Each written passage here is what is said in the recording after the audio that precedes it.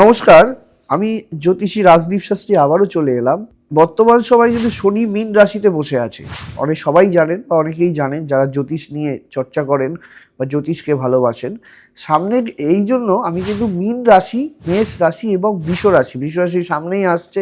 সাড়ে সাতি যখন শনি মেষের দিকে অগ্রসর হবেন, সেক্ষেত্রে কিন্তু মেষ রাশি এবং বৃষ রাশি এদের কিন্তু আমি সাড়ে সাতির প্রতিকার দিচ্ছি এই সময়। কারণ সাড়ে সাতির প্রতিকার কিছুটা আমি রেডি করেছি, আর কিছুটা কিন্তু সামনেও আমি তৈরি করব।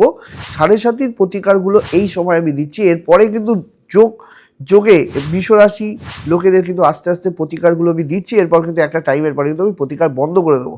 কারণ প্রতিকার দেওয়া বা ওষুধ খাওয়ারও একটা নিয়ম রয়েছে, যেই সময়ের মধ্যে সেই যোগের প্রতিকার করলে তার খুব ভালো রেজাল্ট হয়। সাড়ে সাতি আসলে কি হয়, গুরুজন হানি ঘটে এবং প্রচণ্ড ক্ষতি হয়। সাড়ে সাতির প্রতিকার করা জরুরি, এটা কিন্তু করে নেবেন। ধন্যবাদ, নমস্কার।